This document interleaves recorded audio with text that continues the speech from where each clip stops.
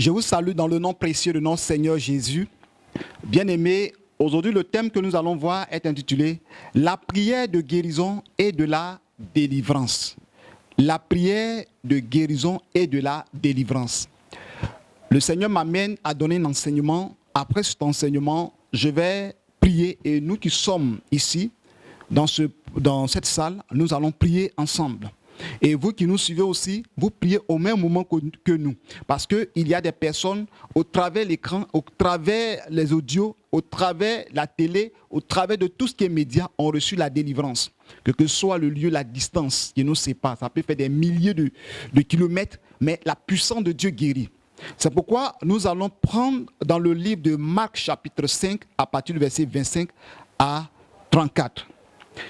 Il est écrit, « Or, il avait une femme atteinte d'une perte de sang depuis 12 ans. Elle avait beaucoup souffert entre les mains de plusieurs médecins.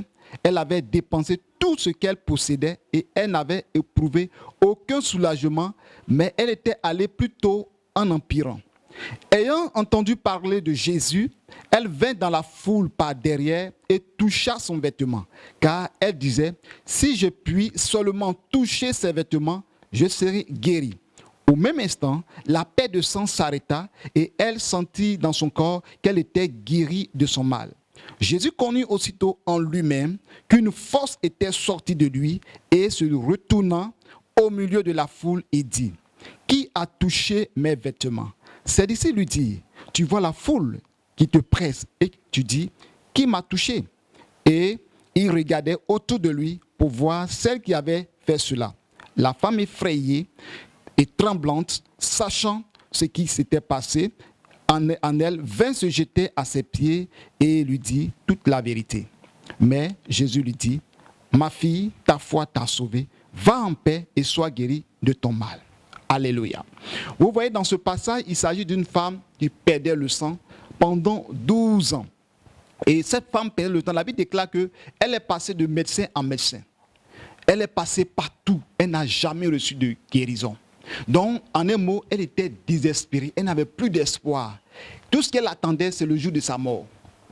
Mais la Bible déclare qu'un jour, elle a entendu parler de Jésus.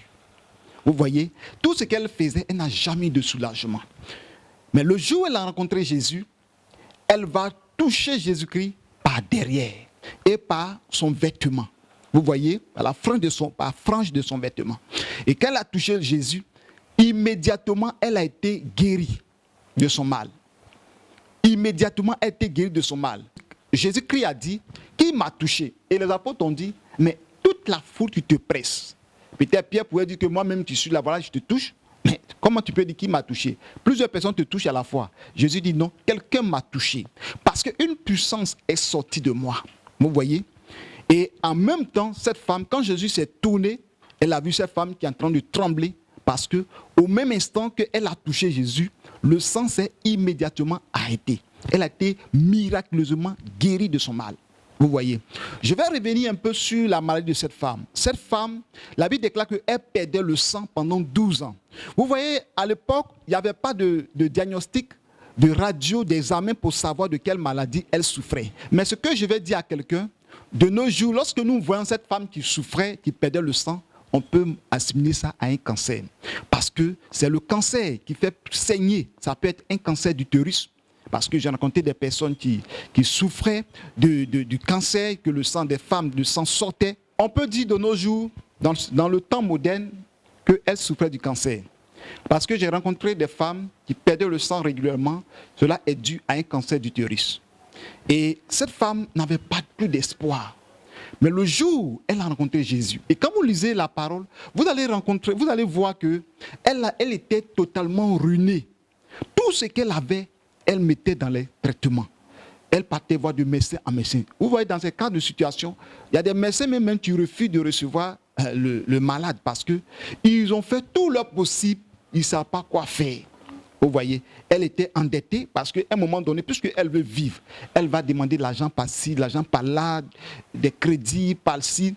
Et finalement, elle était ruinée, elle était misérable, elle était pauvre, elle était endettée et elle n'a jamais eu de soulagement. Donc, vous allez voir cette femme, elle a une situation humiliante. Parce que vous savez, le sang dégage une odeur. Et cette femme qui, chaque fois le sang coulait, elle va changer de couche, elle va changer de dessous. Et toujours à un moment donné, elle va commencer à sentir l'odeur. Les gens même vont pouvoir la repousser. Et elle vivait une vie d'humiliation. Elle n'avait pas la joie, elle n'avait pas la paix. Parce que quand elle arrive, les gens étaient obligés d'attraper le nez, de boucher. Donc elle n'avait même pas la joie du cœur. Elle souffrait. En plus de la maladie, elle est humiliée. Les démons l'ont humiliée à un niveau pas possible. Et c'est pour cette raison qu'elle s'est dit, bon tiens, je vais faire quelque chose. J'ai fait tout ce que je peux. Mais j'ai entendu que Jésus-Christ guérit les malades. J'ai entendu que Jésus-Christ ressuscite les morts. Et il n'y a rien qui peut être impossible à lui. Mais moi, qu'est-ce que je vais faire? Je vais toucher, je sais que je serai guéri. Elle va manifester sa foi. Regardez une chose, quand vous lisez dans l'Ancien Testament, vous allez remarquer que ces gens de femmes qui perdaient le sang, même en période de menstrue, lorsque elles ont eu leur menstrue, si elles sont assises sur un banc ou sur un siège, si quelqu'un s'assoit sur le même siège, la personne devient impure. Donc la personne doit se laver jusqu'au soir. Vous comprenez? Pour que la personne soit pure. Donc, lorsque tu es en contact avec une femme qui perd le sang et que tu touches cette femme, automatiquement, toi aussi tu deviens impur. Mais regardez cette femme va oser et elle va faire quelque chose. Et elle n'avait pas en ce moment-là, ces gens de femmes n'ont pas le droit d'aller au temple, n'ont pas le droit d'aller toucher même une simple personne, à plus forte raison, un sacrificateur. Mais quand nous lisons la Bible, nous voyons que Jésus-Christ est le souverain sacrificateur. Mais la femme va briser l'interdit. Et elle va se dire quoi? Moi, je vais toucher Jésus. S'il faut que je meure, je mourrai. Vous voyez, de toute façon, je vais mourir. Mais je vais toucher ce qu'on ne doit pas toucher. Je vais toucher le souverain sacrificateur. Et je sais que ce souverain sacrificateur guérit. Même si je suis impur et la femme impure ne doit pas toucher, je vais toucher. Vous voyez, cette femme a osé sa guérison. Et elle est venue toucher le souverain sacrificateur. En temps normal, cette femme devait être lapidée parce qu'elle a fait ça sciemment. Mais Jésus-Christ est le Dieu de la vérité, le Dieu de la guérison, celui-là qui a la compassion, qui a pitié. Et quand elle a touché Jésus, la puissance du Saint-Esprit, la force spirituelle qui est en Christ va sortir et va rentrer en elle. C'est comme si quelqu'un a touché du courant et il y a une vibration. Et cette vibration qui a quitté Jésus va rentrer en elle et à l'instant même, la puissance de Dieu va se manifester. Elle a été miraculeusement guérie de son mal. Et Jésus a dit, qui m'a touché? Et les apôtres se demandaient, mais nous tous on te touche, tout le monde te touche, la foule te presse. Il dit, quelqu'un m'a touché parce qu'une force est sortie de moi. Et je dis à quelqu'un qui m'entend, toi qui m'écoutes, à l'instant que tu écoutes ce message, crois qu'une force dégage de la télé, une force dégage de l'écran pour te guérir. Jésus guérit, Jésus fait des miracles. Bien aimé, Jésus-Christ a une puissance en lui, une force. C'est pourquoi la journée, il fait des miracles. La nuit, il se recharge dans la prière et au même instant, lorsqu'il commence à prêcher, la puissance de Dieu se manifeste. Je dis à toi qui me suis, toi, madame, tu souffres du cancer. Toi aussi, frère, tu souffres du VIH-Sida, tu souffres de fibrome, tu souffres de kyste, de toute maladie qu'on peut nommer incurable. Parce que cette femme, sa maladie est une maladie incurable. C'est-à-dire, il y a des personnes sur la terre aujourd'hui, les docteurs ont dit, ils ont quelques jours qu'ils vont mourir. D'autres ont donné des mois. Et effectivement, quand le jour arrive, les gens meurent. Et ces personnes, les gens viennent dire au revoir parce qu'ils savent que c'est fini. Et c'est vraiment, ça fait pitié, c'est touchant. La personne sait qu'elle n'a pas 2 jours de vie ou bien 1 semaine de vie et la personne dit au revoir à sa famille. Mais avec Jésus, tu ne diras pas au revoir si le temps de Dieu n'est pas encore arrivé. Le cancer ne doit pas t'emporter si Dieu n'a pas décidé que tu quittes sur cette terre. La maladie dont tu souffres ne doit pas t'emmener à la mort si Dieu n'a pas décidé que tu dois partir de cette terre. Donc, je te dis une chose. Touche Jésus. Simplement, tu dis, Seigneur Jésus, touche-moi. La maladie dont tu souffres, touche-moi. Si c'est le diabète, dis, Seigneur Jésus, touche-moi. Ou je te touche par la foi. En tenant ta main comme ça sur l'écran, tu dis, Jésus, touche-moi. Et je te touche. Au moment que tu touches Jésus, Jésus va faire quelque chose de miraculeux dans ta vie. Bien aimé, croyez seulement parce qu'il y a des émissions que j'ai faites à la télé, dans certaines télés, où il y a eu des guérisons à distance. Des femmes, il y a une femme qui souffrait pendant souffrait pendant 15 ans, où le médecin était déjà découragé, tout le monde était découragé d'elle, mais elle persévérait toujours, croyant qu'elle peut avoir la guérison. Mais un jour, elle suivait l'émission où elle n'avait jamais eu de guérison. Au moment où je priais pour les malades, elle a soulevé sa main, elle a été miraculeusement guérie. Donc, l'émission que tu vas écouter aujourd'hui, et tu écoutes aujourd'hui, nous parlons, le thème c'est la prière de guérison et de la délivrance. Et je sais que tu vas recevoir la délivrance et la guérison. Et crois seulement car Jésus peut te guérir. Soyez bénis au nom de Jésus-Christ de Nazareth. Donc, bien-aimé, je dis, la femme dit, ayant touché Jésus, ayant rencontré Jésus, si toi, tu me suis, tu n'es pas chrétien, tu es quelque part une musulmane ou une autre religion, il te faut d'abord accepter Jésus comme ton Seigneur Sauveur. Et je te dis une chose, tu peux même mettre Dieu à l'épreuve. Vous dites, Seigneur Jésus, si tu m'as guéri, deviens chrétien. Et tu vas voir que tu seras guéri. Et je rends témoin d'une femme musulmane qui était venue à un programme et elle était venue, elle a dit que, moi je suis malade, je perds le sang, ça fait 2 mois que je perds le sang. Donc, si moi, je vais dans votre église et que j'ai reçu la guérison, je serai chrétienne. Je serai chrétienne. Et cette femme, elle est venue. Et qu'elle est venue sans que je ne le sache, quelqu'un l'avait invitée. On a fait le culte de dimanche, normalement. J'ai prêché, j'ai prié. Elle est partie à la maison. Quand elle est partie à la maison, le sang s'est arrêté immédiatement. Et elle est restée, elle est devenue chrétienne. C'est une sœur burkinabé. Et je la salue de passage, elle s'appelle Fatih. Elle est rentrée au pays. Et je bénis le nom du Seigneur pour la vie de cette sœur. Parce que après sa conversion, vraiment, vous voyez, les musulmans, quand les musulmans se convertissent, souvent ils dépassent ceux qui n'étaient pas musulmans. Elle a commencé à se donner au Seigneur. Elle a commencé à servir Dieu. Elle se donnait véritablement. Vous voyez, elle a été réellement convertie parce qu'elle a vu le miracle de Dieu. Elle a mis Dieu à l'épreuve. Quand elle est venue au culte, elle a été guérie. Le sang s'est arrêté. Donc, tu souffres d'une maladie que je ne peux mentionner. Mais il y a tellement de maladies. Mais crois seulement que Jésus de Nazareth peut te guérir, peut te libérer à partir de ce message. Crois seulement. Et le mal que tu as, la plaie peut sécher, le cancer peut sécher, l'ulcère de Bury peut sécher. Quelle que soit la maladie, même la folie, Jésus guérit. Jésus opère des miracles.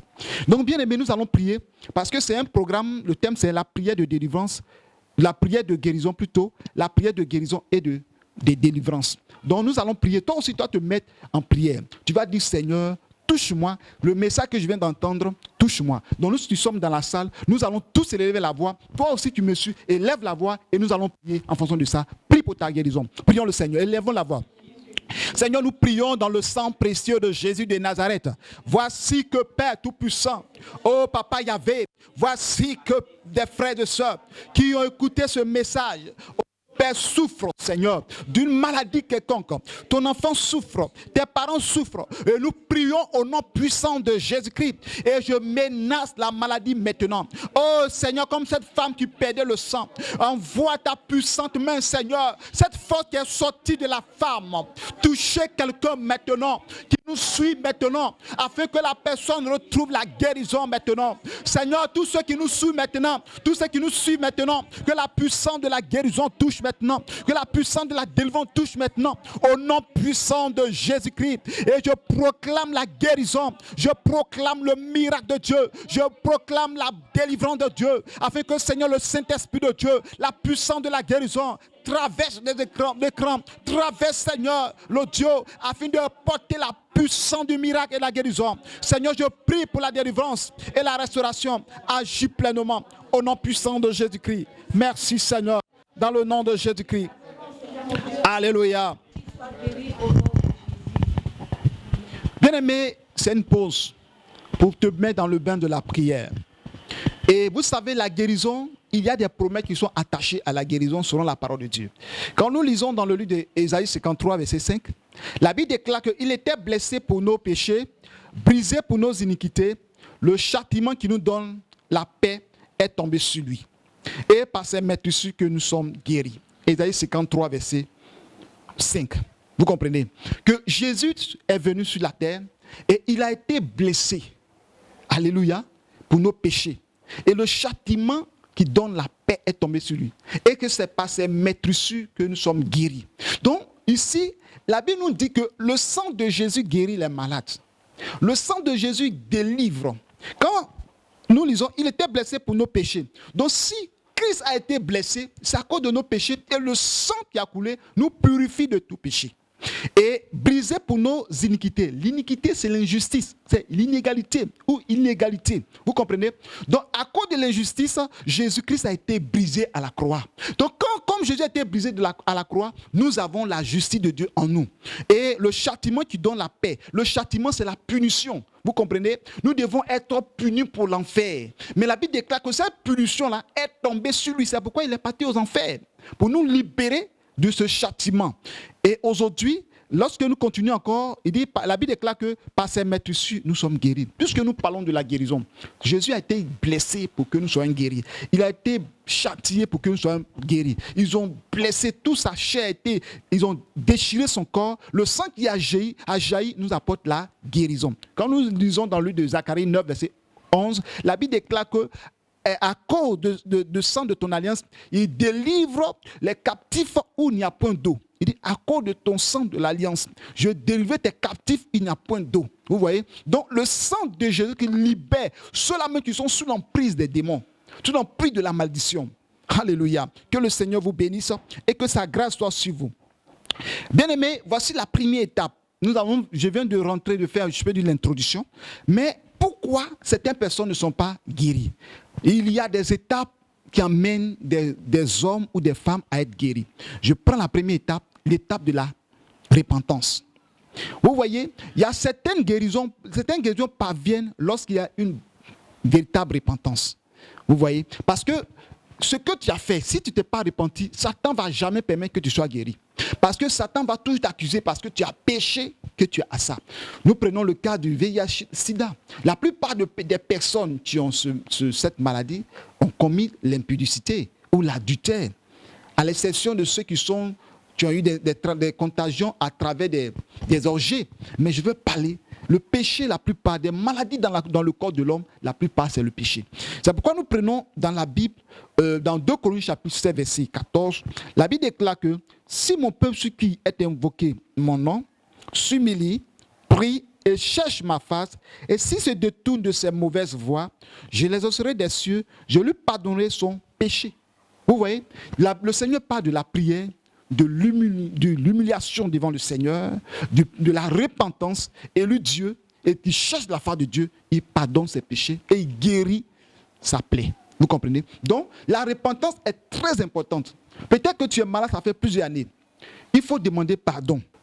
Il y a quelque chose que tu as fait, que cette chose fait qu'aujourd'hui, tu n'es pas guéri.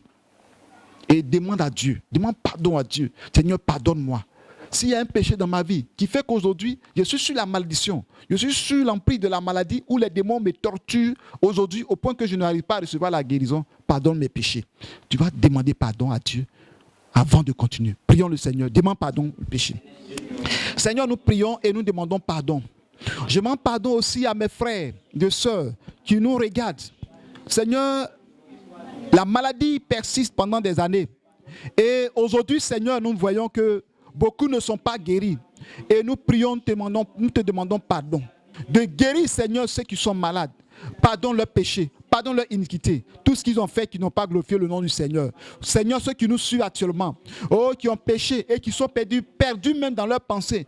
Qu'est-ce qu'il y a là-bas de ce mal, de cette maladie? Pardonne leur péché, notre Dieu. Peut-être c'est le péché sexuel, peut-être c'est le vol, peut-être c'est le mensonge, peut-être c'est la débauche ou autre péché qu'aujourd'hui Satan utilise comme une maladie, une porte d'entrée pour perturber des vies. Nous te demandons pardon. Pardonne leur vie. Au nom de Jésus de Nazareth. Merci Seigneur. Amen. 2 Corinthiens chapitre 7, verset 14. Si mon peuple sur qui est invoqué mon nom s'humilie, prie et cherche ma face, et s'il se détourne de ses mauvaises voies, je les exaucerai des cieux, je lui pardonnerai son péché, je guérirai son pays. Je guérirai son pays. Dieu veut guérir ton pays, Dieu veut changer ta vie, mais par la repentance, il peut le faire. Par la repentance, il peut le faire. Nous allons prendre encore un passage pour appui par rapport à la repentance avant la guérison. Nous prenons dans Matthieu chapitre 9, parce que je veux parler de la repentance qui amène à la guérison. Verset 1. Jésus étant monté dans une barque, traversa la mer et alla dans sa ville. Et voici, on lui amena un paralytique couché sur un lit. Jésus, voyant leur foi, dit au paralytique, « Prends courage, mon enfant, tes péchés te sont pardonnés. » Sur quoi quelques scribes dit au-dedans d'eux, « Cet homme blasphème. » Et Jésus, connaissant leurs pensées, dit, « Pourquoi avez-vous de mauvaises pensées dans vos cœurs?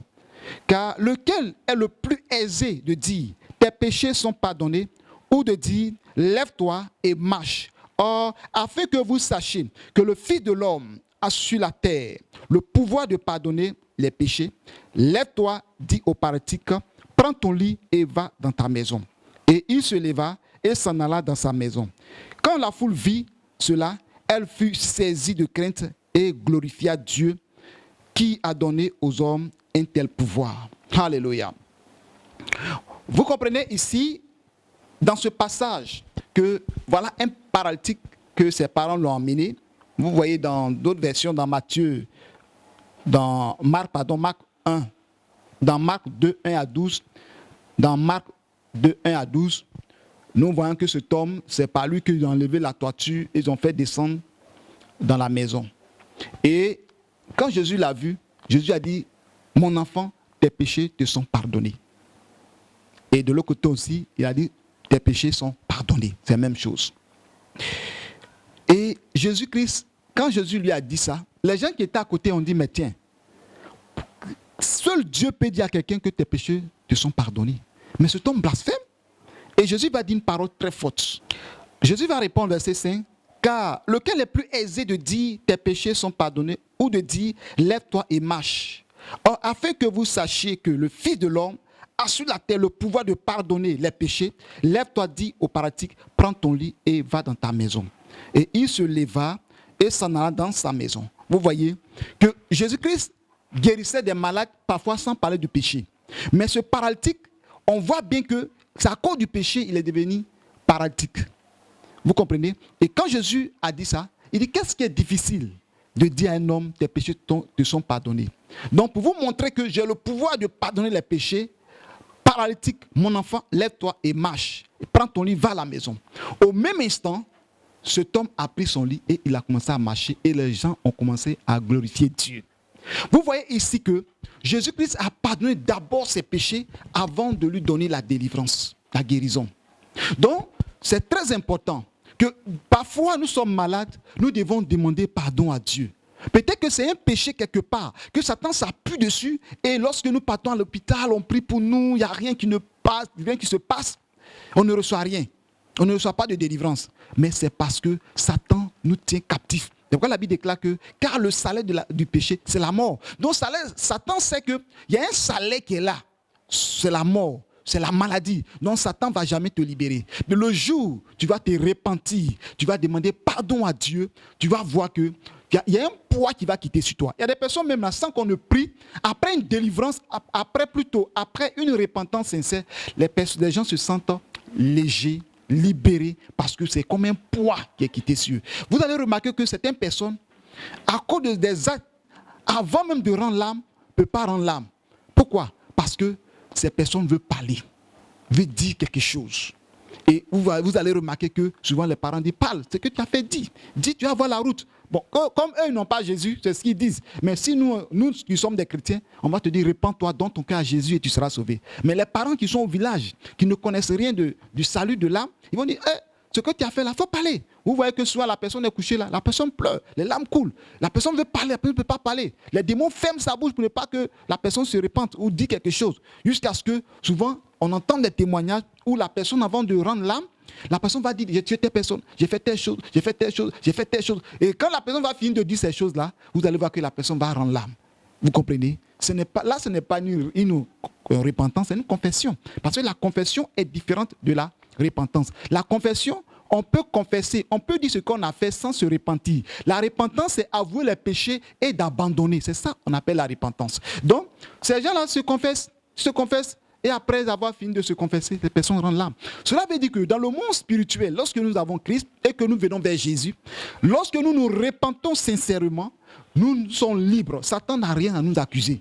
Donc notre guérison doit suivre progressivement. Donc c'est pour cette raison que quand Jésus a vu cet homme, Jésus savait qu'il a besoin d'être libéré Et il a besoin d'être pardonné. Donc lorsqu'il a été pardonné, Jésus-Christ a dit, lève-toi et marche. C'est pourquoi, lorsque nous prions pour certaines personnes, parfois nous devons demander, qu'est-ce que tu as fait? Est-ce que tu n'as pas péché? Est-ce que tu n'as pas fait ceci? Est-ce que tu n'as pas fait cela? Évidemment, la personne dit que non, j'ai fait beaucoup de choses, non. Mais quelque part, il y a quelque chose que l'ennemi s'appuie pour lier la vie d'une personne. Donc toi qui me suis, toi qui m'entends, je te dis une chose, demande pardon à Dieu dans ton état de maladie. Demande pardon à Dieu, demande au Saint-Esprit de t'aider, de te rappeler les choses que tu as faites, le péché que tu as commis, au point que tu n'arrives pas à recevoir la guérison, au point que tu n'arrives pas à recevoir la délivrance. En cela, tu vas recevoir la délivrance.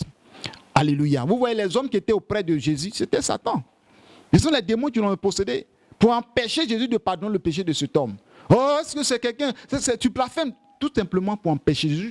Jésus a dit que vous devez savoir que j'ai le pouvoir de pardonner, de donner la vie, de pardonner le péché des hommes. Et il a démontré cela. Donc si tu crois que Jésus a démontré par la puissance de la repentance pour dire qu'il pardonne les péchés, il purifie, et en même temps où tu es, crois que Jésus t'a pardonné. Ne dis pas que j'ai trop péché, je ne peux pas être pardonné. Jésus t'a déjà pardonné. Du moment que tu écoutes ce message, crois que Jésus t'a déjà pardonné. Répands-toi sincèrement. S'il faut pleurer, pleure. Et surtout, il y a des personnes qui ne reçoivent pas la délivrance ou bien la guérison parce qu'il y a le manque de pardon. Les gens ne veulent pas pardonner. Ils tiennent des personnes dans leur cœur. On t'a fait quelque chose, ça te fait tellement mal que tu ne veux pas pardonner. Et cette chose-là, Satan, ça pousse ça, il te maintient et tu ne peux pas recevoir la guérison. Donc c'est pourquoi tu vas prier. Tu vas demander à Dieu de t'aider à pardonner tout ce que tu as offensé. Tu vas demander à Dieu de te pardonner à tous ceux qui t'ont fait du mal et que tu n'arrives pas à pardonner. Demande pardon à Dieu et répands-toi sincèrement. Prions le Seigneur. Oh Seigneur, nous prions notre Dieu. Oh, c'est une vie qui est perturbée, troublée, notre Dieu. Et nous te demandons pardon, Seigneur, pour tout ce que les hommes ont fait. Seigneur, je demande pardon pour la sœur qui m'écoute, pour le frère qui m'écoute, pour tous ceux qui nous écoutent actuellement et qui écoutent ce message, qui quelque part il y a un péché caché dans leur vie que l'ennemi s'appuie pour les atteindre, pour les attaquer, pour les maintenir dans la maladie.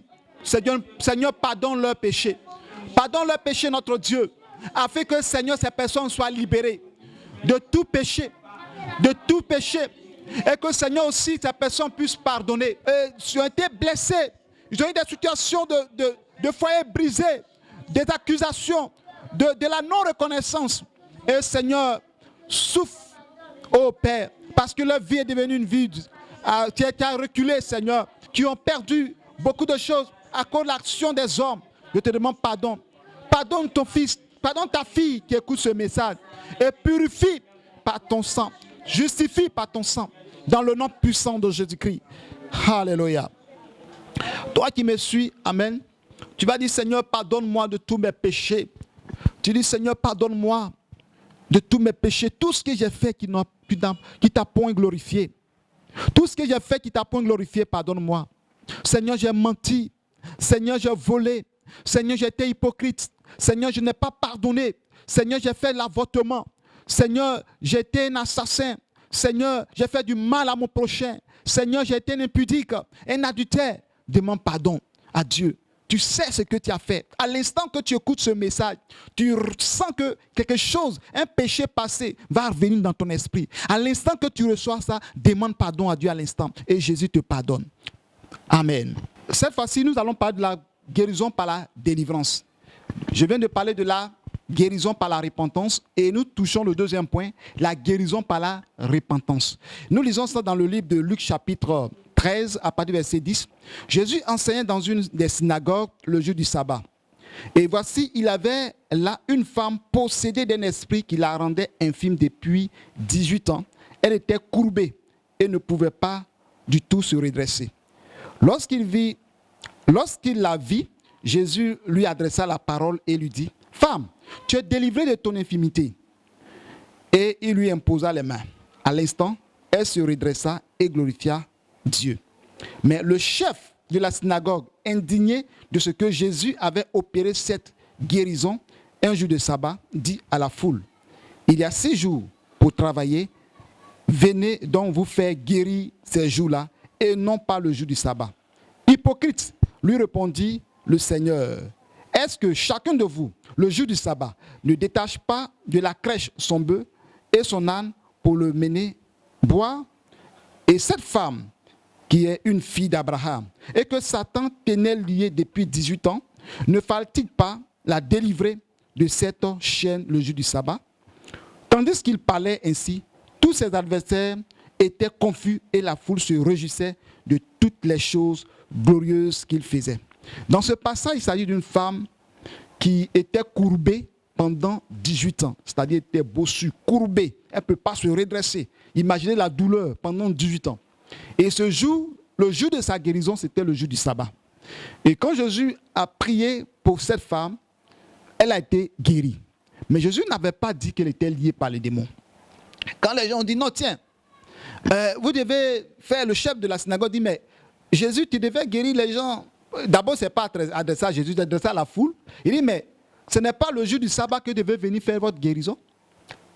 Venez les autres jours, sauf le jour du sabbat.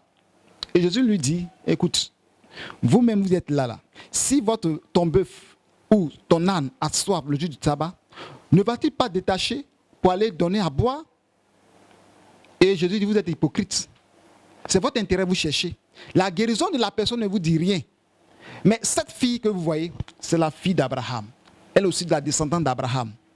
Ne fallait-il pas qu'elle soit délivrée le jour du sabbat, que Satan a lié pendant 18 ans? Et vous voyez que cette femme-là, c'est un cas de Satan lui-même, du diable. Satan l'a liée pendant 18 ans, a rendu cette femme bossue, courbée dans la douleur. Mais Jésus-Christ, ce jour-là, Jésus l'a libérée de cette infimité. Vous comprenez?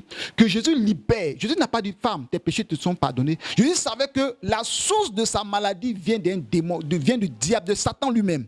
Donc Jésus-Christ a chassé Satan, a délié les chaînes et cette femme s'est redressée. Je parle à quelqu'un, tu m'entends. Peut-être ton cas n'est pas un cas de péché, mais ton cas, c'est un cas de sorcellerie. Ou quelque part, les sorciers ont attaqué au point que tout ce que tu fais, tu ne reçois pas de guérison. Et imagine cette femme qui a été liée pendant 18 ans par Satan. C'est quel médicament elle va faire, elle sera guérie? Elle ne sera jamais guérie parce que c'est une maladie spirituelle. Il faut que Jésus-Christ chasse Satan, chasse tous celles et brise les chaînes pour que cette femme soit libérée. Ça peut être ton cas, mon frère, ma soeur.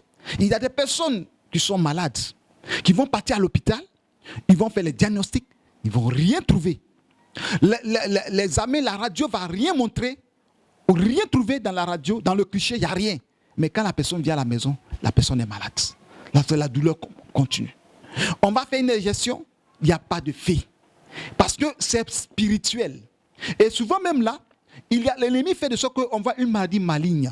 C'est-à-dire quoi? Sur le cliché, on voit la maladie, mais ça ne peut pas être guéri. Mais ce sont les démons qui se présentent dans le cliché, les esprits. Donc, ton cas que tu souffres, tu as besoin d'une délivrance. Tu as besoin d'une délivrance. Le sorcier peut tirer sur toi en songe par une balle spirituelle et tu peux recevoir cette balle. Mais la puissance de Dieu peut opter, extirper cette balle-là.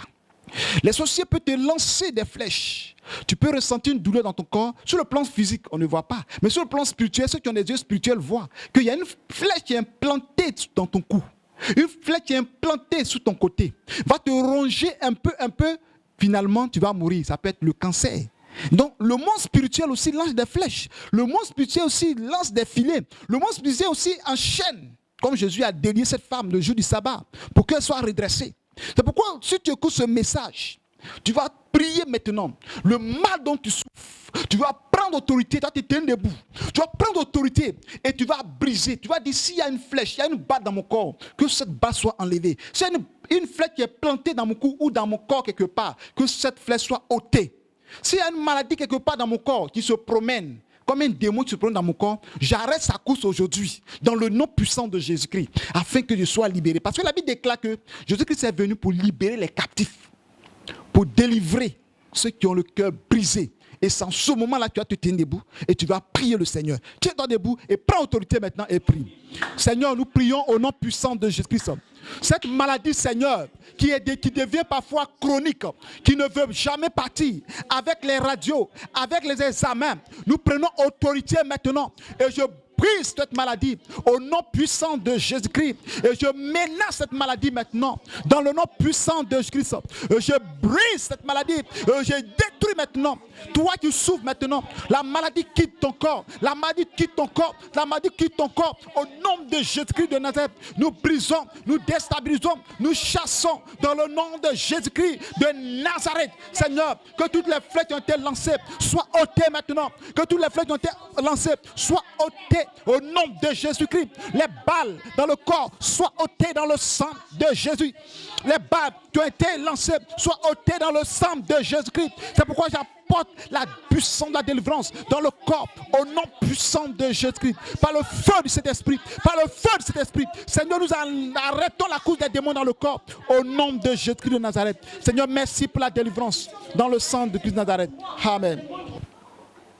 Je vais parler de quelques... Je vais prier et puis nous allons continuer. Toi qui souffres, il y a une maladie dans ton corps. Impose la main à l'endroit où tu as mal. Si tu as mal dans ton corps, si tu as mal quelque part dans ton ventre, que soit la maladie, tu vas imposer ta main et je vais prier pour que le Seigneur te libère. Seigneur, je prie d'abord pour des personnes qui sont malades à cause du péché. Pardonne leur péché. Purifie-les dans le sang de Jésus-Christ. Que Satan ne peut point les accuser aujourd'hui même, au nom puissant de Jésus-Christ. Et je prie également pour ces personnes, en plus de des personnes qui sont sous l'emprise des démons, de la maladie, de la sorcellerie. Au nom puissant de Jésus-Christ, je prends autorité maintenant. Esprit impur, démons, Satan, sorcellerie, toutes vos flèches que vous avez lancées, vos envoûtements dans le corps de cette personne, de cette femme, de cet enfant, de cet homme, de ce jeune homme, de cette jeune fille. Au nom de Jésus-Christ, que la puissance de la guérison touche maintenant. À l'instant où tu es, la Bible déclare que c'est par ces maîtres que nous sommes guéris. Et le sang de Jésus nous purifie de tout péché. Et la Bible déclare qu'il envoie sa parole et les guérit. Au nom de Jésus de Nazareth, reçois la guérison dans le nom puissant de Jésus-Christ. Le mal dont tu souffres pendant des années ou quelques semaines, reçois la guérison au nom de Jésus-Christ. La puissance du sang de Jésus te guérit. La puissance du sang de Jésus te libère. La puissance du sang de Jésus te libère maintenant. Tout envoûtement, toute sorcellerie, tout démon, tout sorcier qui aujourd'hui est en train de manipuler ton âme dans le monde spirituel au point que tu ne retrouves pas la guérison, j'envoie le feu du jugement de Dieu sur le camp. J'envoie le feu du jugement au nom puissant de Jésus-Christ. Que l'ange du combat spirituel, l'archange Michel, les combatte maintenant avec son armée afin de les déloger dans le nom puissant de Jésus-Christ. Maladie, je te le donne. Libère le cœur de cet homme. Libère le ventre de cet homme. Amen. À l'instant de cette femme, guérison vient maintenant. J'appelle la guérison pour toucher des personnes malades. J'appelle le feu de la guérison pour toucher des personnes malades. La puissance du Saint-Esprit, cette force qui est sortie de Jésus, que cette force revienne encore sur la vie de quelqu'un en ce moment. Au nom de Jésus de Nazareth, je condamne les esprits de la malédiction. Au nom puissant de Jésus-Christ, je brise la maladie maintenant. Je brise la sorcellerie maintenant. Je brise l'envoûtement maintenant. Que le feu du Saint-Esprit libère comme une flamme de miracle, une flamme de guérison. À l'instant que le feu traverse ta tête jusqu'aux pieds, une flamme, une chaleur spirituelle, une chaleur de feu qui te libère et qui assèche et qui te libère, qui te guérit maintenant. Reçois la délivrance et la guérison au nom puissant de Jésus-Christ. S'il y a des chaînes qui te lient, comme cette femme, que ces chaînes soient brisées maintenant, que ces chaînes soient détachées maintenant, au nom puissant de Jésus-Christ. Ce corps étranger dans ton corps, qui se promène tout le temps, dans ton pied, dans ta tête, dans tes bras, dans tout ton corps, partout dans ton ventre, qui se promène comme un instrument quelque part dans ton corps. Le Seigneur nous a créé, c'est le sang qui doit se promener en nous, tu dois circuler en nous, pas un esprit, pas un corps étranger. C'est pourquoi à partir d'aujourd'hui, que l'ange arrête et il arrache de ton corps au nom de Jésus de Nazareth, à l'instant que le sang de Jésus-Christ neutralise cette force démoniaque dans le nom puissant de Jésus-Christ de Nazareth. Tu m'entends dire amen et dis je suis guéri au nom de Jésus. À l'instant tu es guéri. Alléluia. Donc bien aimé, je parle toujours de la guérison par la puissance de la délivrance. Vous voyez, le fou de Gadara, ce fou là, il était malade, inconscient. Il se promenait, il dormait dans les cimetières. Il a fallu que Jésus-Christ le libère. Jésus-Christ n'a pas dit tes péchés te sont pardonnés. Jésus savait que son cas, c'était un cas des démons. Il les a chassés. Dans la maladie dont tu souffres, ils sont chassés au nom de Jésus-Christ. Nous prenons le cas aussi de l'enfant. Tu avais l'épilepsie. Quand les disciples n'ont pas pu chasser ce démon, la Bible nous dit que Jésus-Christ a dit que ce sort de démon ne sort que par le jeûne, la prière. Après cette prière, après ce message, tu peux même prendre un moment de jeûne, peut-être à partir de demain, de 6h seulement jusqu'à midi, et tu dis Seigneur, je suis guéri. Dis-lui merci simplement pour dire que ce jeûne que je prends, je rends grâce à Dieu parce que je suis guéri. Jeûne de remerciement, jeûne d'action de grâce, tu vas témoigner. Sois béni au nom de Jésus-Christ de Nazareth. Nous venons de voir le deux points, nous sommes au troisième point. Le premier point, c'était quoi? La guérison par la repentance. Et nous venons de voir le deuxième point, la guérison par la puissance de la délivrance. Et le troisième point, nous allons voir la guérison par la foi. Amen. Par la foi. La Bible déclare dans Hébreux chapitre 11, verset 1, la foi est une ferme assurance des choses qu'on espère, une démonstration de celles qu'on ne voit pas. À l'instant que tu as écouté ce message, dis-toi que tu es guéri. Ta foi te dit que tu es guéri. Si tu n'arrives pas à marcher, lève-toi, commence à marcher. Tu sens qu'il y a une douleur en toi qui se prend tout le temps, tu veux que la douleur s'arrête, c'est fini. Tu sens que Jésus-Christ est puissant par la force de son sang, que la puissance de Dieu est avec toi, Jésus est avec toi. Si tu as des maux de tête, migraines, ou même il y a une maladie dans ta tête, dis que la maladie a disparu.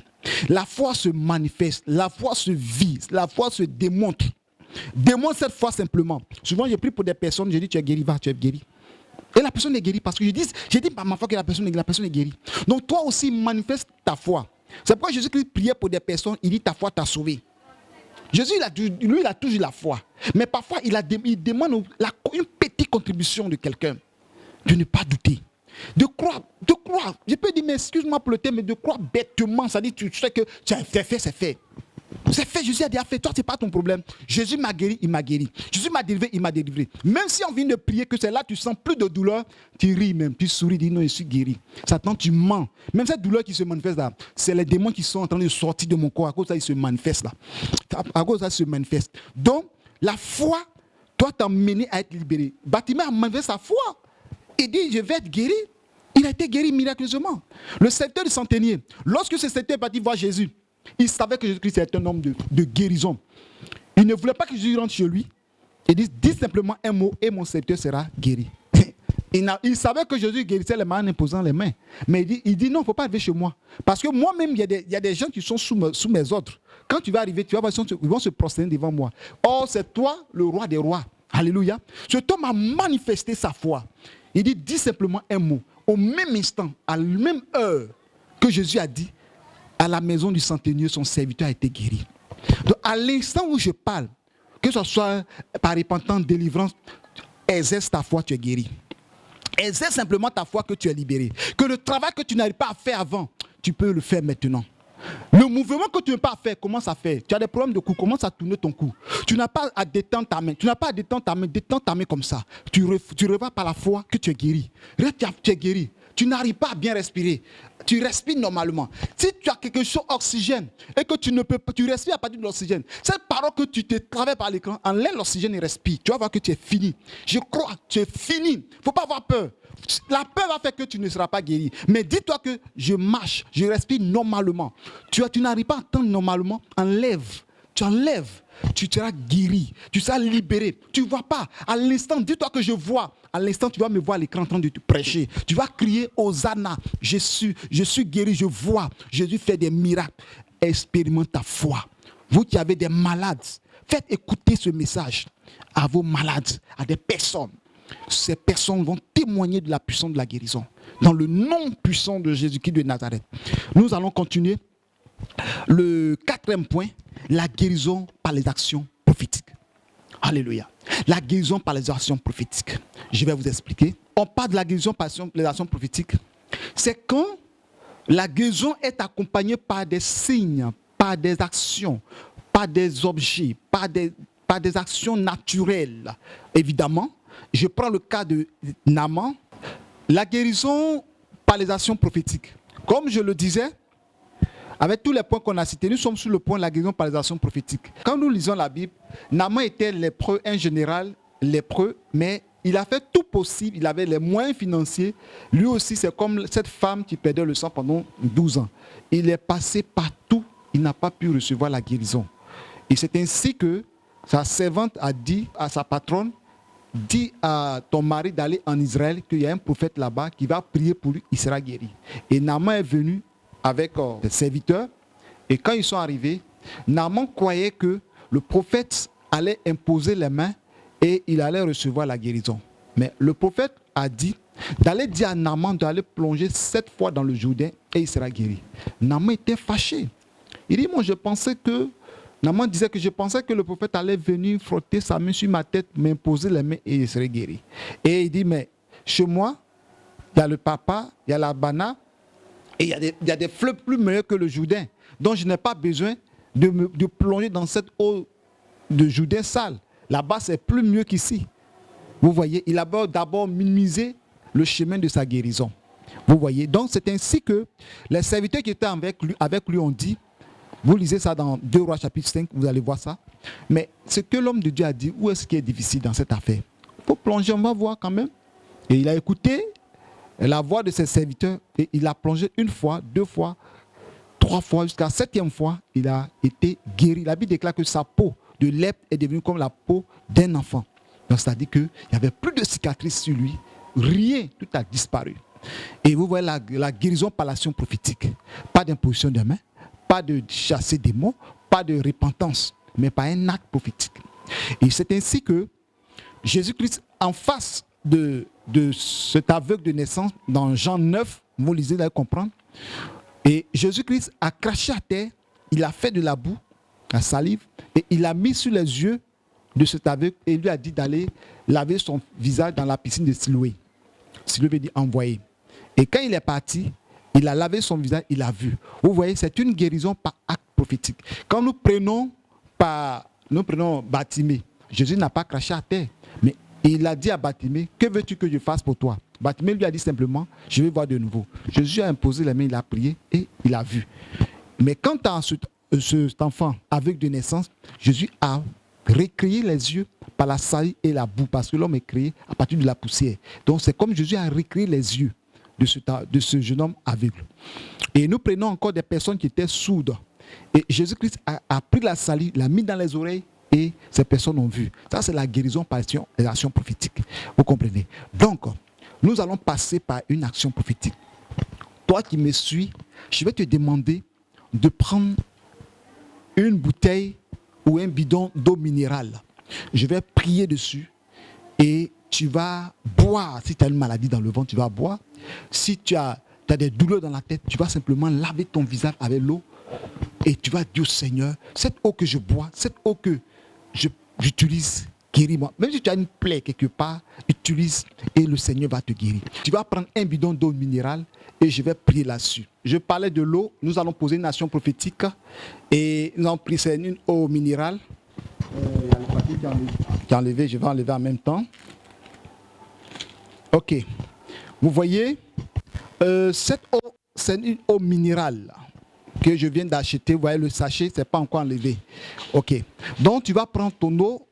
Si peut-être tu n'as pas eau minérale chez toi, prends eau du robinet, mets dans un bidon ou dans un gobelet ou dans un verre et je vais prier. Parce qu'il y a beaucoup d'actions pour vivre de l'eau dans la Bible. Mais tout à l'heure, c'est une action de prière par rapport au message que je viens de donner. Donc, tu prends ton eau. Je vais prophétiser sur ton eau. Si tu es malade, tu as un problème de ventre, tu vas boire cette eau. Si tu as un problème de douleur dans la tête, tu vas prendre l'eau, tu vas laver ton visage. En tout cas, je ne sais pas comment tu vas utiliser et tu sais le mal que tu as. Et tu sais comment tu vas appliquer sur le mal. Si c'est une infection, sur une plaie, tu vas laver avec cette eau et tu verras la puissance de Dieu se manifester. Donc je vais prier le Seigneur. Seigneur, je prie. Prends ton eau, tu me suis, prends ton eau. Va prendre ton eau, mets dans ton verre ou dans un bidon comme ça, que ce soit l'eau, le bidon, eau minérale, l'eau de robinet. L'essentiel, il faut avoir de l'eau avec toi. Et je vais prier. Mais si tu veux aussi, tu prends eau minérale que personne n'a utilisée. Comme ça, on n'a même pas encore ouvert, le sachet encore dessus. Et je vais prier. Seigneur, je prie dans le nom de Jésus-Christ. Voici de l'eau dans la main de la personne, du frère, de la sœur. Toi qui me suis, au nom de Jésus-Christ de Nazareth. Naaman s'est plongé 7 fois dans le Jourdain et il a reçu la guérison miraculeuse. L'eau guérit. Et Jésus-Christ, par sa salive, a fait de la boue et il a donné la vue à l'aveugle de naissance. Et nous voyons également qu'il a utilisé sa salive pour guérir les sous. Et la Bible déclare que lorsqu'on l'a transpercé, l'eau et le sang sont sortis de son côté. Et tout cela apporte la guérison, la délivrance, la purification. Au nom de Jésus-Christ, je prophétise sur cette eau. Je prophétise sur l'eau que tu tiens dans ta main. Dans le nom puissant de Jésus-Christ. Que ce soit plus l'eau ordinaire, mais que ce soit le sang de Jésus de Nazareth. Lorsque tu vas utiliser cette eau, lorsque tu vas boire, que soit la maladie dans ton corps, dans ton ventre, tu reçois la guérison dans le nom puissant de Jésus de Nazareth. Agis, Seigneur, à partir de cette eau. Que ce soit la puissance du sang de Jésus-Christ qui accompagne cette eau. Que ce soit le feu du Saint-Esprit. Je prophétise en tant que prophète. De la manière que Naaman s'est plongé 7 fois dans le Jourdain et il a été guéri. Je prophétise que cette eau aussi soit une source de guérison dans la vie de quelqu'un. Au nom puissant de Jésus-Christ. Tu souffres, tu es enceinte, tu as problème de ventre. À l'instant, tu bois. À l'instant, tu laves ton ventre. Et je prophétise la guérison maintenant. Tu témoigneras dans le nom de Jésus-Christ. Que cette eau que tu tiens, maintenant j'invoque le sang de Jésus, cette eau. J'invoque le sang de Jésus-Christ, la puissance du miracle, la puissance de la guérison, la puissance de la délivrance. Au nom puissant de Jésus-Christ, reçois la délivrance, reçois la délivrance. Je prophétise maintenant, si la source de la maladie est une source démoniaque, à partir de l'instant, de la manière que les démons, la maladie a disparu, oh la lèpre a disparu dans la vie de Naaman, de la même manière que tu vas utiliser cette eau, que la maladie disparaisse au nom puissant de Jésus-Christ. De la même manière que tu vas boire, que la maladie dans ton ventre quitte au nom de Jésus-Christ. Le cancer, toute maladie soit chassée au nom puissant de Jésus-Christ. Même si tu souffres d'une maladie au niveau de l'infection, du côté intime, à l'instant, lorsque tu vas utiliser cette eau, que tu reçois la délivrance au nom puissant de Christ, la guérison, que soit le mal dont tu souffres, même si tu as carie dentaire, que même si tu as le mal, une maladie quelque part dans ton corps, au nom de Jésus, je prophétise sur cette eau, l'eau que tu tiens dans ta main, l'eau que tu tiens dans ta main, à l'instant que tu bois, au nom de Jésus, quelque chose dans ton ventre doit sortir dans ta gorge, une maladie dans ta gorge, soit guéri, soit chassé maintenant, tous les démons attachés dans ton ventre sont vaincus dans le sang de Christ. Je prie maintenant, à l'instant, il y a des personnes, lorsque tu vas boire l'eau, tu vas commencer à faire une diarrhée. C'est la délivrance, tu vas commencer. D'autres personnes, lorsque tu vas boire cette eau, tu vas commencer à vomir. C'est la délivrance. Parce que la puissance de Dieu te touche. Parce que la puissance de la parole te libère maintenant. Va avec ce miracle que tu as et garde cette eau et prophétise. Je prophétise cette eau. Lorsque tu vas boire, lorsque tu vas prier, lorsque tu vas chasser les démons, tu dis Seigneur, au travers de cette eau, lorsque je bois, je suis guéri au nom de Jésus-Christ et tu vas voir le miracle, la délivrance se manifester dans ta vie. Au nom puissant de Jésus-Christ. Ce n'est pas de la magie, c'est l'eau minérale, l'eau que toi-même tu tiens dans ta main là-bas. Ce n'est pas l'homme de Dieu qui t'a donné cette eau. Et il faut avoir foi en Jésus que tu seras guéri et délivré. Vous allez avoir des témoignages et nous attendons vos témoignages dans le nom puissant de Jésus-Christ. Soyez bénis au nom de Jésus-Christ. Amen. Nous allons passer à une autre étape. Amen. Comme je le disais dans ce message, alléluia. Bien-aimé, je sais que ce message est en train de te bénir et tu vas recevoir la délivrance, la guérison. Depuis le début jusqu'à où nous sommes arrivés, il y a eu des manifestations dans ton corps, il y a eu des manifestations de délivrance et je sais que Jésus est en train de faire quelque chose dans toi. Et le dernier point que nous allons voir, la guérison par la médecine. Effectivement, il y a des personnes qui disent que Jésus guérit, Jésus fait des miracles, donc je n'ai pas besoin d'aller à l'hôpital, je n'ai pas besoin de faire tel traitement. Je te le dis, la médecine vient de Dieu. C'est Dieu qui a créé la médecine. La médecine est biblique. Vous comprenez? Et même la médecine traditionnelle, c'est biblique. Mais ce que Dieu n'aime pas, lorsqu'il veut faire des traitements au niveau de la médecine traditionnelle, ils font des incantations, ils font des sacrifices. Ce n'est pas biblique. Ce qui est biblique, c'est que Dieu peut t'orienter d'aller utiliser telle plante. Utilise cette plante et tu seras guéri. Dieu même peut inspirer un docteur, un infirmier, un médecin, tu vas à l'hôpital, et il va te prescrire un médicament, tu vas te guérir immédiatement. Et vous-même pouvez témoigner des personnes qui sont parties à l'hôpital, qu'on a prescrit des médicaments, des personnes ont été guéries miraculeusement. Le Seigneur les a guéris. Parce que c'est Dieu qui a donné l'intelligence. C'est pas parce que ça a été modernisé que ce n'est pas de Dieu. Tout ce que vous voyez, c'est à partir des plantes. Tous les médicaments, c'est à partir des plantes. Même tous on dit des produits chimiques, tout ce qu'on utilise, c'est Dieu qui a créé toutes ces choses sur la terre. Donc, il y a des personnes, leur guérison, il n'y a pas de démon, il n'y a pas de repentance, il n'y a pas de lien, mais simplement, ces personnes ont besoin simplement d'un simple médicament pour recevoir la guérison. Donc, c'est ce que nous allons voir. Parce que les démons savent que la personne peut être guérie au travers des médicaments, il va pouvoir attaquer. Et nous parlerons pour terminer, je parle de la guérison par la médecine. La guérison par la médecine, il y a certaines personnes qui disent que moi je n'ai pas besoin d'aller à l'hôpital, que je vais prier, je serai guéri. Ça dit, diabolise ceux qui vont à l'hôpital comme si la médecine ne vient pas de Dieu. La médecine vient de Dieu. Mais je ne veux pas que quelqu'un mette sa foi et sa confiance sur les médicaments. Mais sur les points que nous venons de voir, de passer d'abord dans le côté physique, c'est-à-dire les médicaments. Lorsque le médicament ça n'a plus d'effet, c'est là que nous passons dans le côté spirituel. Bien vrai qu'on a mis en dernière position, mais je vais dire à quelqu'un que lorsque tu vas à l'hôpital quand tu as prescrit un médicament, tu dois prier aussi. Et les gens disent que les médicaments soignent, mais c'est Jésus qui guérit. Voilà. Donc, bien aimé, ce que je vais dire à quelqu'un, c'est que la médecine même vient de Dieu.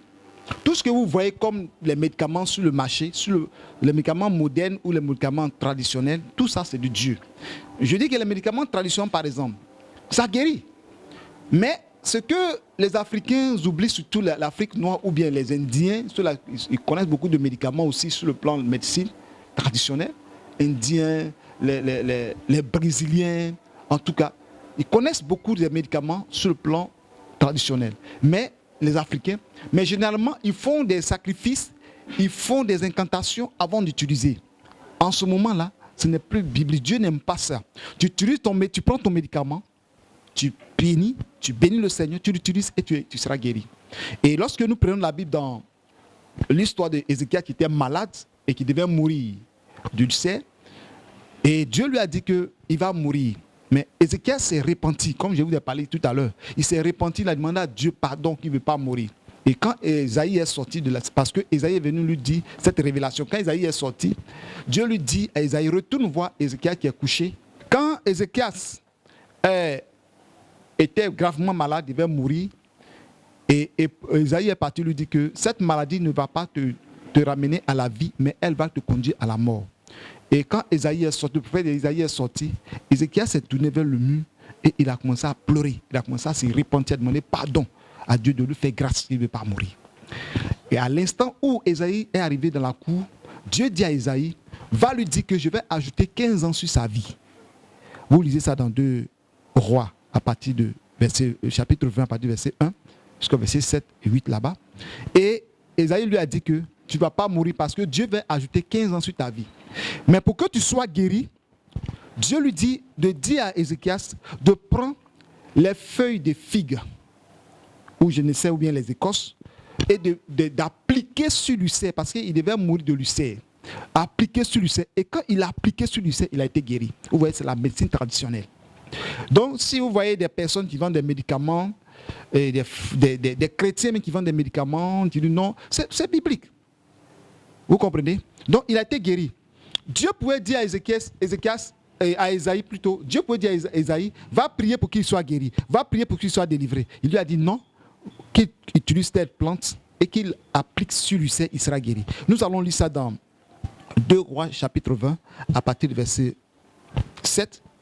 Et Ésaïe dit, prenez une masse de figues, on l'a pris et on l'appliqua sur l'ulcère et Ézéchias guérit. Vous voyez? Il a été guéri. Donc, on parle de la prière de guérison et de délivrance. Vous comprenez? Donc, à partir de la plante, Ézéchias a été guéri de l'ulcère. Vous comprenez? Donc, si nous comprenons bien que l'ulcère même là, on peut utiliser les figues, les masses de figues, c'est-à-dire les écorces écrasées, ça peut guérir l'ulcère. S'il y a des figues en Afrique, s'il y a des figues ici, dans ton pays, tu peux l'utiliser comme traitement de l'ulcère. Parce que c'est déjà dans la Bible. On n'a pas besoin de passer par 1000 chemins. Vous comprenez? Donc, ce message, pourquoi je parle de la guérison par la médecine? Il y a des personnes qui vont à l'hôpital, qui reçoivent des ordonnances, ils paient leurs médicaments, mais le diable va intervenir là aussi pour empêcher les gens pour être guéris. C'est pourquoi cette prière que nous allons faire maintenant, tu as des médicaments, tu vas déposer des médicaments, je vais prier dessus. Prends tous tes médicaments que tu utilises maintenant, là, mets-là, je vais prier sur les médicaments. Parce que l'ennemi peut enlever l'effet du médicament que tu as. Donc je dis à quelqu'un, toi tu prends des médicaments, que ce soit médicaments traditionnels ou modernes, mais quand tu as acheté à la pharmacie ou à l'hôpital, mets tes médicaments devant toi. Je vais prier. Parce que vous savez, le monde des ténèbres, il y a des médicaments, on peut appeler, je donne le nom d'un médicament simple, Doliprane. Tu peux avoir Doliprane sur toi, mais le contenu, ce n'est pas Doliprane, parce que les démons vont enlever l'effet de Doliprane, comment Doliprane peut agir, et même amener un autre médicament toxique. Et quand tu vas voir sur la plaquette, tu vas Doliprane, mais quand tu vas prendre, ça peut créer en toi d'autres maladies et même peut te conduire à la mort. Vous voyez, ça c'est les actions des démons. Ou encore, le médicament que tu vas utiliser, c'est un médicament qui n'a aucun sens. C'est-à-dire, c'est comme si tu es en train de prendre quelque chose qui n'a même pas d'effet de médicament dedans. Vous voyez, donc nous allons prier par rapport à ça. Nous allons prier également pour anéantir tous les esprits aussi qui viennent dans les médicaments. Il y a des démons qui viennent rentrer dans le médicament pour détruire. Donc je dis que il y a des cas où on prie, on fait de la radio, on ne détecte rien. Ou on fait la radio, on trouve une autre maladie. La personne, au moment qu'on veut faire les traitements, la personne même à l'hôpital se sent bien. Dès que la personne rentre à la maison, la personne est malade. Nous allons prier sur les médicaments. Prends ton médicament, impose ta main sur les médicaments que tu utilises. Et je vais prier. Le Seigneur va amener l'effet du médicament dedans. S'il y a des médicaments que le docteur t'a prescrit et qui ne va pas avec toi, lorsque tu vas utiliser ce médicament, ce n'aura pas d'effet. Ou même quand tu vas retourner à l'hôpital, le docteur va dire que bon, ce médicament-là, il ne faut plus l'utiliser, il faut laisser. Donc je vais prier. Mets ta main sur ton médicament. Seigneur, je prie dans le sang précieux de Jésus-Christ de Nazareth. Voici des malades qui ont devant eux des médicaments.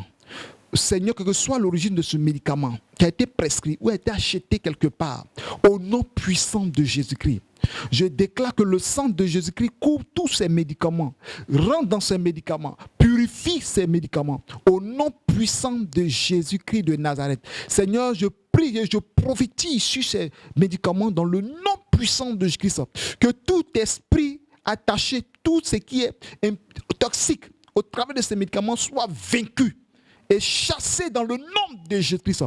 Les esprits, les démons qui sont venus sur ces médicaments, les esprits qui sont passés par ces médicaments pour pouvoir créer autre maladie ou même détruire l'effet de ce médicament, des médicaments soient chassés au nom de Jésus-Christ de Nazareth. Seigneur, que le médicament ait un effet efficace lorsque la personne va utiliser, que la personne soit guérie au nom de Jésus-Christ.